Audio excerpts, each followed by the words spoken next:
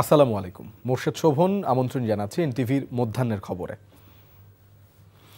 নির্বাচনের জন্য দেশ যথেষ্ট স্থিতিশীল ও প্রস্তুত উল্লেখ করে প্রধান উপদেষ্টা ডক্টর মোহাম্মদ ইউনূস বলেছেন, আগামী ফেব্রুয়ারিতেই জাতীয় সংসদ নির্বাচন অনুষ্ঠিত হবে। কক্সবাজারের ইনানীতে একটি হোটেলে এক অনুষ্ঠানে তিনি একথা বলেন। কক্সবাজারের ইনানীতে একটি হোটেলে 24 থেকে 26 আগস্ট পর্যন্ত 3 দিন ব্যাপী এই সম্মেলনের দ্বিতীয় দিন আজ। স্টেক হোল্ডার ডায়লগ শিরোনামে এই সম্মেলনে অংশ নিয়েছেন কূটনীতিক, বিশেষজ্ঞ, রাজনৈতিক দলসহ রোহিঙ্গা জনগোষ্ঠীর প্রতিনিধিরা।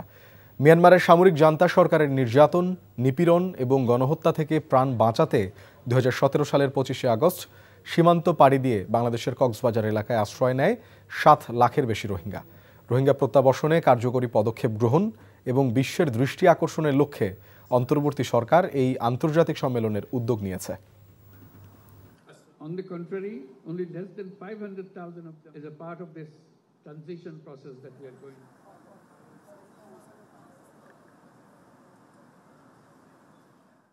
Now we are ready for another transition in our political history.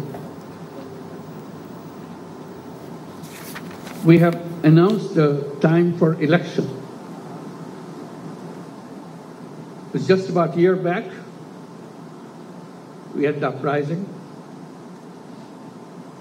mixed with the killing spree. And the country has come to this stable enough and ready to have the election. So we announced the election in the first half of February 2026. Interim government will be replaced by an elected government. We hope we can work out a solution to the Rohingya problem, to let them go back to their own home.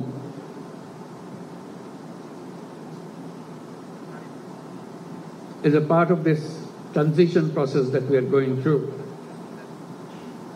will be complete when we see we have also achieved this goal to have all our Rohingya guests to return to their own home in their own environment.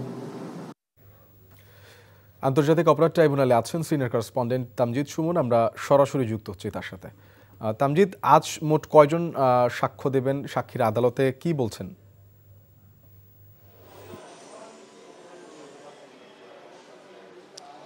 Sovan, আজ মোট 5 জন সাক্ষী সাক্ষ্য দেওয়ার কথা রয়েছে। আপনি জানেন যে এই মামলায় সাবেক প্রধানমন্ত্রী শেখ হাসিনা সহ 3 জনের বিরুদ্ধে মোট 5টি অভিযোগের ভিত্তিতে আসলে শুরু হয়েছে এবং আজ কিন্তু 19তম সাক্ষী এই মুহূর্তে শেষ হয়েছে এবং 20তম সাক্ষী চলছে। জাতীয় চক্ষু বিজ্ঞান ইনস্টিটিউটের পরিচালক ডক্টর খায়ের আহমেদ চৌধুরী, তিনি কিন্তু এইমাত্র সাক্ষী দিয়ে গেলেন। তিনি আদালতে এসেছিলেন এবং তিনি সিজার লিস্টের সাক্ষী দিয়েছেন। তিনি বলেছেন যে 6 জন রোগীর কাছ থেকে তিনি 6টি স্প্লিন্টার উদ্ধার করেছিলেন এবং সেটি তদন্ত কর্মকর্তাকে তিনি জমা দিয়েছিলেন। সেই বিষয়টি আদালতে তুলে ধরেছেন সাক্ষীতে।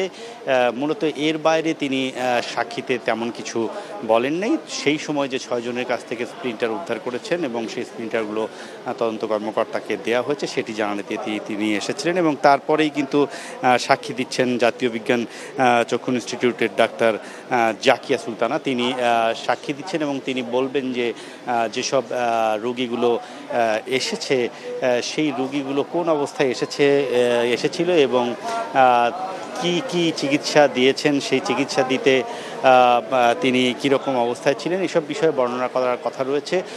এর বাইরে আরও 3 জনের সাক্ষী নেওয়ার কথা হয়েছে। 2 জন শহীদের পরিবারের সদস্যের সাক্ষী নেওয়ার কথা হয়েছে। তো সাক্ষ্য গ্রহণ আসলে চলছে এবং আজ এই সাক্ষীগুলো শেষ হলে নিশ্চয়ই আনুষ্ঠানিকভাবে আইনজীবীরা আমাদেরকে তথ্য জানাবেন। পরবর্তীতে আমরা আরও তথ্য হালনাগাদ করতে পারবো। শোভন।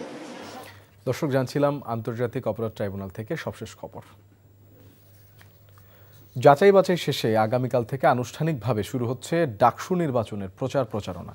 এরই মধ্যে প্রার্থীরা শিক্ষার্থীদের সাথে কুশল বিনিময় করছেন। এ বিষয়ে আরও জানতে যাচ্ছি ঢাকা বিশ্ববিদ্যালয় এলাকায়, সেখানে আছেন আমাদের স্টাফ করেসপন্ডেন্ট নূর হোসেন। নূর, আমরা যেমনটি জানছিলাম যে যাচাই বাছাই তো শেষ হলো, প্রচারণা আগামীকাল থেকে শুরু হবে। এ বিষয়ে সবশেষ কী তথ্য রয়েছে আপনার কাছে?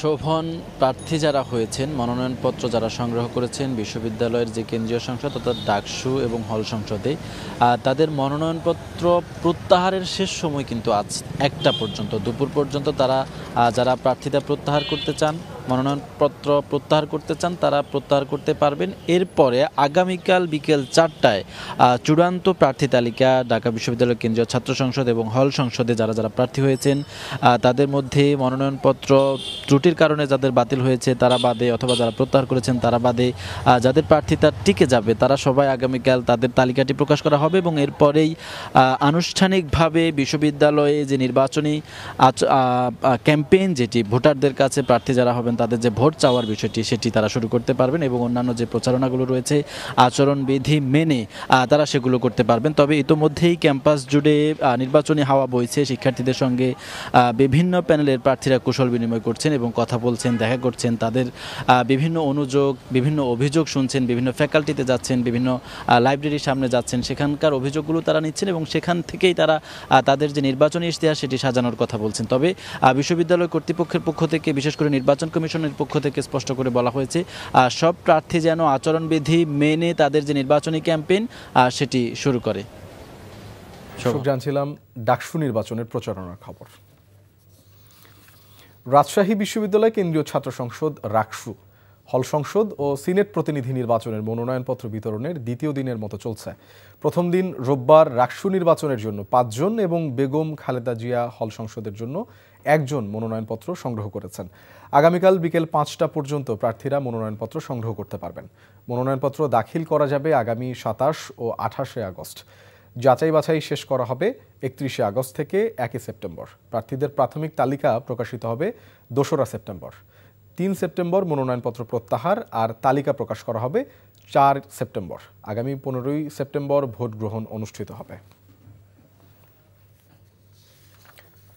জাহাঙ্গীরনগর বিশ্ববিদ্যালয় কেন্দ্রীয় শিক্ষার্থী সংসদ জাকসু ও হল সংসদ নির্বাচন মনোনয়নপত্র যাচাই বাছাইয়ের কাজ চলছে।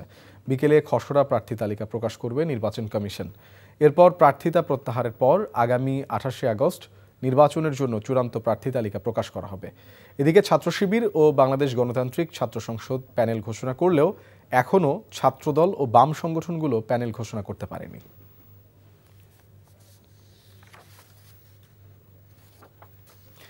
আন্দোলন সংগ্রামে অগ্রভাগে থাকলেও জাকসু নির্বাচনে নিজেদের গুটিয়ে নিয়েছেন নারী প্রার্থীরা। নেতৃত্বে আসতে অনাগ্রহ নাকি ভিন্ন কিছু? জাহাঙ্গীরনগর বিশ্ববিদ্যালয় কেন্দ্রীয় শিক্ষার্থী সংসদ জাকসু নির্বাচন ঘিরে রাজনৈতিক সক্ষমতা তৈরির পরিবর্তে নারীদের এই পিছিয়ে পড়াকে উদ্বেগজনক মনে করছেন শিক্ষার্থীরা। আরও জানাচ্ছেন জাহিদুর রহমান। দীর্ঘ 33 বছর পর আগামী 11 সেপ্টেম্বর অনুষ্ঠিত হতে যাচ্ছে জাহাঙ্গীরনগর বিশ্ববিদ্যালয় কেন্দ্রীয় ছাত্র সংসদ জাকসু নির্বাচন। প্রার্থীদের পরিসংখ্যান বলছে এবারে ব্যালট থেকে পিছিয়ে যাচ্ছেন নারীরা। কারণ কি? নারীর আন্দোলনকারীরা রয়েছেন, তাদেরকে নানা রকম ভাবে ফেসবুকে এবং প্রকাশ্যে মব ক্রিয়েট করে হেনস্থা করা হয়েছে। সেই জায়গা থেকে নারীরা আগ্রহ হারিয়ে ফেলেছে বা ক্যাম্পাস গঠনের যে দায়িত্ব তারা সেই দায়িত্ব নিতে চাচ্ছে না। জনসাধারণের ভেতর নারীদের ব্যাপারে যেই সহমর্মিতা, এটা যদি আমরা অনেক বেশি দেখতে পারতাম তাহলে হয়তো নারীরা উৎসাহের সঙ্গে আসতো। নারীদের জমা দেওয়া 57টি মনোনয়নপত্রের মধ্যে 43টি সংরক্ষিত আসনের। সহ সভাপতি পদে কোনো নারী প্রার্থী নেই, আর সাধারণ সম্পাদক পদে প্রতিদ্বন্দ্বিতা করছেন মাত্র 2 জন নারী।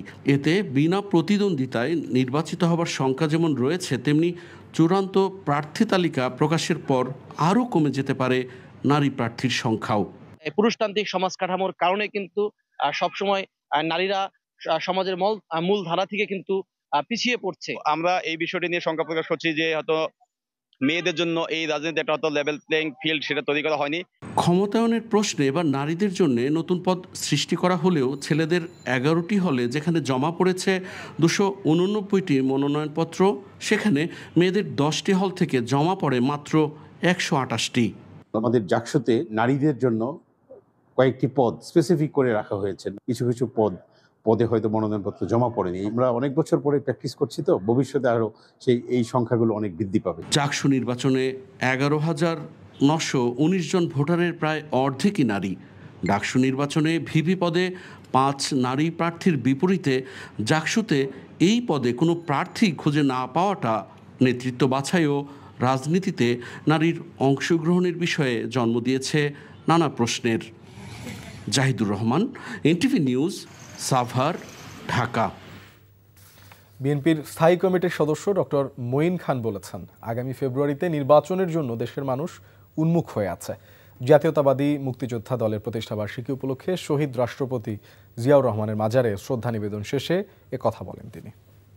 দেশের মানুষ বিগত 17 বছর ভোট দিতে পারেনি, কাজেই বাংলাদেশের মানুষ উন্মুখ হয়ে আছে, তারা ভোট দেবে।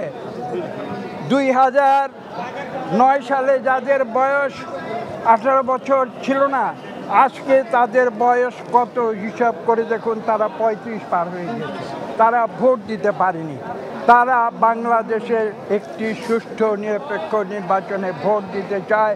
ইনশাআল্লাহ আগামী ফেব্রুয়ারিতে তাদের সেই ইচ্ছা পূরণ হবে। এই ছিল মধ্যাহ্নের খবরে। এই খবরে ভিডিও সহ আপডেট জানতে ভিজিট করুন এনটিভি অনলাইন www.ntvbd.com। এছাড়াও এনটিভির জনপ্রিয় সব অনুষ্ঠান ও খবরের আপডেট জানতে ভিজিট করুন আমাদের ইউটিউব ও ভেরিফাইড ফেসবুক পেজ।